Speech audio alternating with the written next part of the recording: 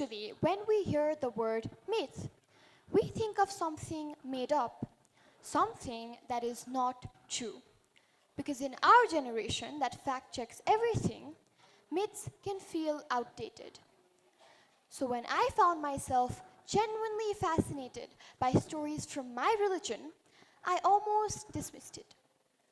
Because liking religion could feel naive, like I was choosing fantasy over fact. But the more I read, the more I asked myself, what if myths were never actually trying to compete with science? Let me take you all back to the January of 2024, when I had visited Puri, Odisha, located in India, with my family for my winter vacation. They wanted to visit a temple named the Jagannath Puri temple, and I thought to myself, I have to spend my vacation visiting a temple? Even though I was very excited nonetheless, I wish my parents had told me just how strange and unique the stories about this temple was, and how much it would help me connect with my religion. I'm going to start from the foundation of Hinduism, where lies the Trimurti: Brahma, the creator; Vishnu, the preserver; and Shiva, the destroyer.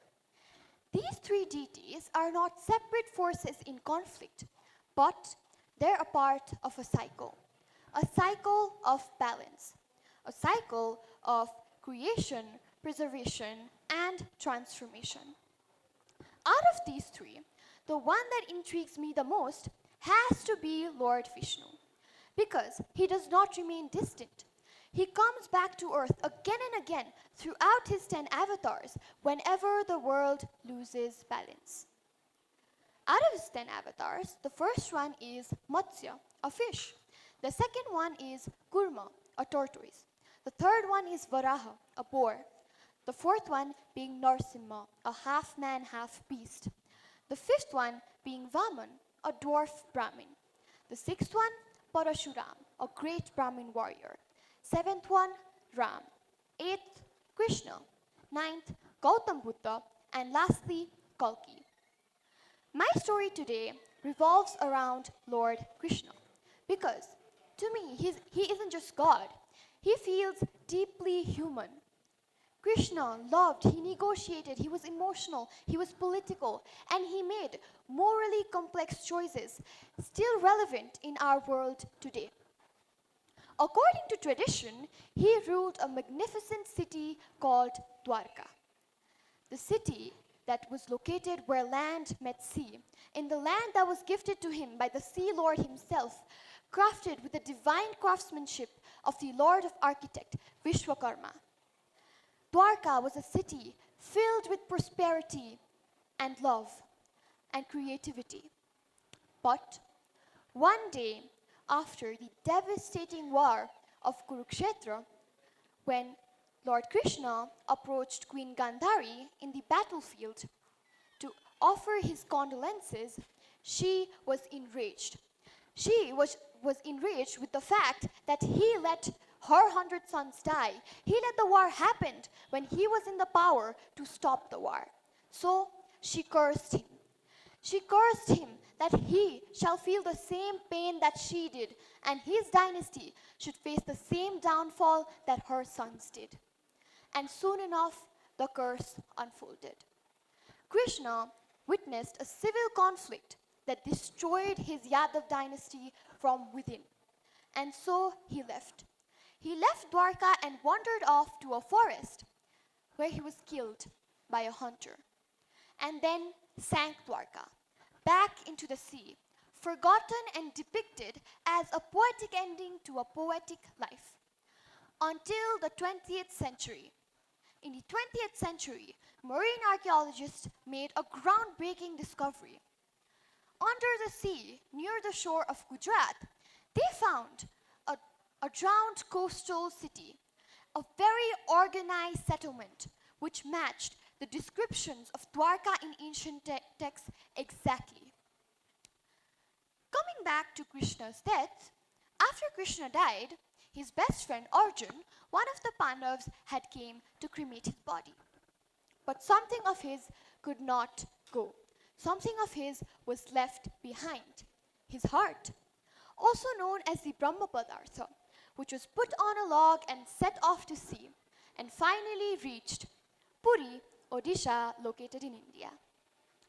There, a king named Indrayana was guided by a dream to build a temple and install the deities of Jagannath, Balbhadra, and Subhadra. Jagannath being Lord Krishna himself, Balbhadra being his brother, and Subhadra being his sister. Lord Vishwakarma had come disguised as a carpenter to carve the wooden idols, and his only one condition was that no one should disturb him in the span of making the idol, so he did it behind closed doors. But the queen's impatience led to the doors being opened and the carpenter vanishing, leaving the wooden idols unfinished without hands and feet. Still, the wooden idols were installed and the Brahma Padartha was put inside the wooden idol. That, my friends, is the temple of Jagannath, the Jagannath Puri temple. To this day, the Jagannath Puri temple continues one of the most secretive and sacred rituals in India, in which every 12 to 19 years, the electricity of the whole city of Puri is cut off. The wooden idols are replaced, and a group of blindfolded priests transfer the Brahma Padartha from one wooden idol to another. This is done in complete darkness and secrecy, and no one is allowed to witness it. It is also said that Lord Vishnu himself comes from meals in this temple. So every day, regardless of the amount of devotees that come visit this temple, the prasad that is made in the temple is never too less to not be enough, nor too much to be wasted. As soon as the gates close, the prasad is over. To make the prasad inside the divine and secret kitchen, inside the temple, 7 pots are stacked on top of each other. And generally, we would think that a pot touching the fire, closest to the fire, should cook the food the fastest, right? But in Jagannath Puri temple, the pot that is on the uppermost, farthest away from the fire, is the pot that cooks the food the fastest. The flag on top of this temple always blows in the opposite direction of the wind, and aircrafts are prohibited from flying over the temple.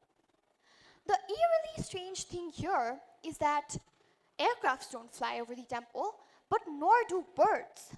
Birds that we have no control over. My main point today is not whether these stories can be proven or disproven. My main point here today is that we should always learn to stay curious.